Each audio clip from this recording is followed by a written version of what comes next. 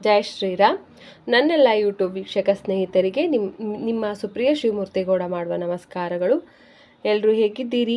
ಚೆನ್ನಾಗಿದ್ದೀರಾ ಅಂತ ಭಾವಿಸ್ತಾ ರಾಮಾಯಣದ 63ನೇ ಭಾಗವನ್ನು ನಾನೀಗ ಪ್ರಾರಂಭಿಸ್ತಾ ಇದ್ದೀನಿ. ಅದಕ್ಕೂ ಮುನ್ನ ದಯವಿಟ್ಟು ಈ ರಾಮಾಯಣವನ್ನು ಯಾರೆಲ್ಲ ಕೇಳ್ತೀರಲ್ಲ, ದಯವಿಟ್ಟು ನಿಮಗಿಷ್ಟ ಆದರೆ ಒಂದು ಲೈಕ್ ಮಾಡಿ, ಹಾಗೆ ಶೇರ್ ಮಾಡಿ. ನಿಮ್ಮ ಸ್ನೇಹಿತರಿಗೂ ಅದನ್ನು ಶೇರ್ ಮಾಡೋ ಮುಖಾಂತರ ವ್ಯೂಸ್ನ ಜಾಸ್ತಿ ಮಾಡಿ ಅಂತ ಕೇಳ್ತಾ ಈಗ ರಾಮಾಯಣದ ಭಾಗವನ್ನು ಮುಂದುವರಿಸ್ತೀನಿ.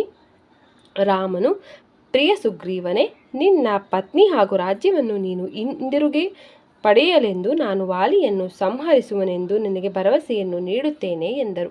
ರಾಮನ ಭರವಸೆಗಳನ್ನು ಕೇಳಿದ ಬಳಿಕವೂ ಅವನಲ್ಲಿ ವಾಲಿಯನ್ನು ಸಂಹರಿಸುವ ಸಾಮರ್ಥ್ಯವಿದೆಯೋ ಇಲ್ಲವೋ ಎಂಬುದಾಗಿ ಸುಗ್ರೀವನು ಸಂಶಯಪಟ್ಟನು. ತನ್ನ ಅಣ್ಣನ ಶೌರ್ಯವನ್ನು ಇನ್ನಷ್ಟು ಹೆಚ್ಚು ಪಡಿಸಲೆಂದು ಸುಗ್ರೀವನು ಈ ಒಂದು ಕೆಳಗಿನ ಕಥೆಯನ್ನು ಹೇಳಿದನು. ಒಮ್ಮೆ ದುದುಂಬಿ ಎಂಬ ಮಹಾ ಅಸುರನಿದ್ದನು.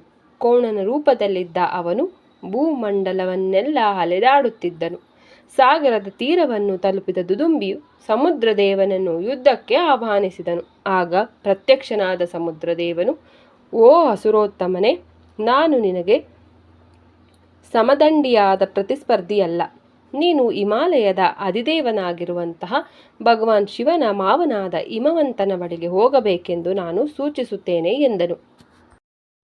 ಸಮುದ್ರದೇವನು ತನ್ನೊಡನೆ ಯುದ್ಧ ಮಾಡಲು ಭಯಪಡುತ್ತಿರುವುದನ್ನು ಅರಿತ ದುದುಂಬಿಯು ಹಿಮಾಲಯದ ಪರ್ವತಕ್ಕೆ ಹೋದನು ಮತ್ತು ಅದರ ಶಿಖರವನ್ನು ಹಾಗೂ ದೊಡ್ಡ ಪ್ರಪಾತವನ್ನು ತುಂಡರಿಸಲಾರಂಭಿಸಿದನು.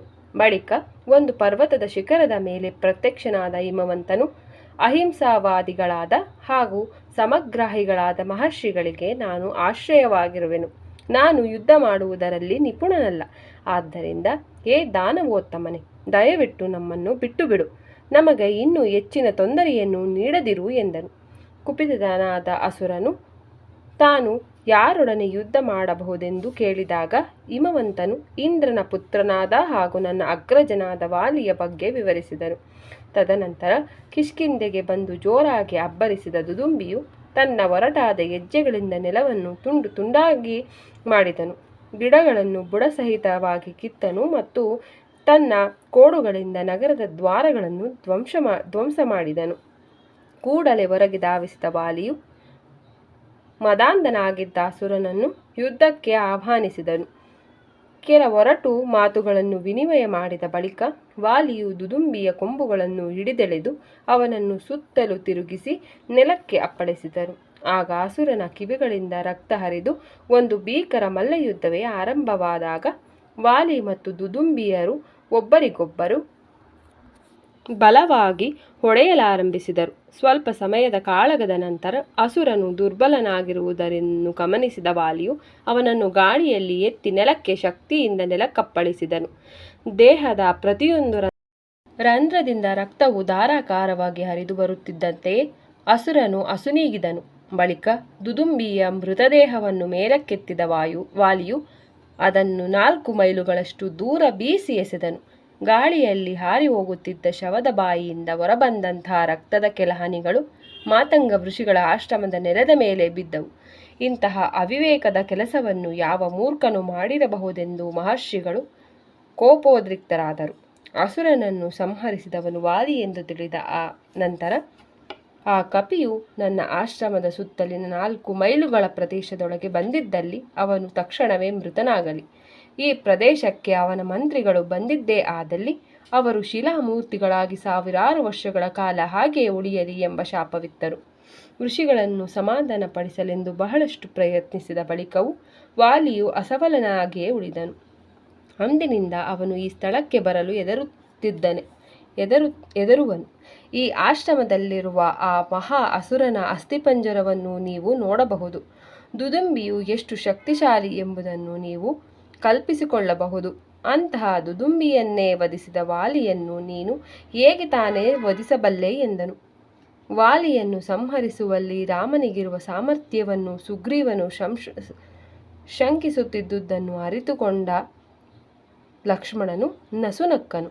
ಯಾವ ಮಹತ್ ಕಾರ್ಯವನ್ನು ಮಾಡಿ ತೋರುವ ಮುಖೇನ ರಾಮನು ತನ್ನ ಸಾಮರ್ಥ್ಯವನ್ನು ನಿರೂಪಿಸಬಹುದು ಹಾಗೂ ನಿನಗೆ ನಿರಾಳತೆಯನ್ನು ನೀಡಬಹುದು ಎಂಬುದಾಗಿ ಪ್ರಶ್ನಿಸಿದನು. ಅದಕ್ಕೆ ಉತ್ತರಿಸಿದ ಸುಗ್ರೀವನು, ಒಮ್ಮೆ ವಾಲಿಯು ಇದೇ ಸ್ಥಳದಲ್ಲಿ ಸಪ್ತ ವೃಕ್ಷಗಳನ್ನು 7 ಬಾಣಗಳಿಂದ ಛೇದಿಸಿದನು.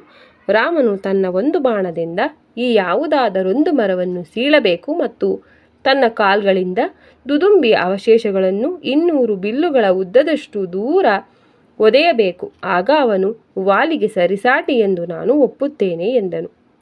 ಇದನ್ನು ಕೇಳಿದ ರಾಮನು ದುದುಂಬಿಯ ಅಸ್ಥಿಪಂಜರವನ್ನು ತನ್ನ ಕಾಲಿನ ಹೆಬ್ಬೆರಳಿಂದ ಎತ್ತಿ ಅದನ್ನು 80 ಮೈಲುಗಳಷ್ಟು ದೂರಕ್ಕೆ ನಿರಾಯಾಸವಾಗಿ ಲೀಲಾಜಾಲವಾಗಿ ಒದ್ದೆಸೆದನು. ಇದನ್ನು ಕಂಡ ಸುಗ್ರೀವನು, ವಾಲಿಯು ದುದುಂಬಿಯ ದೇಹವನ್ನು ಎಸೆದಾಗ ಅದು ಮಾಂಸ ಮತ್ತು ರಕ್ತದಿಂದ ಭಾರವಾಗಿತ್ತು.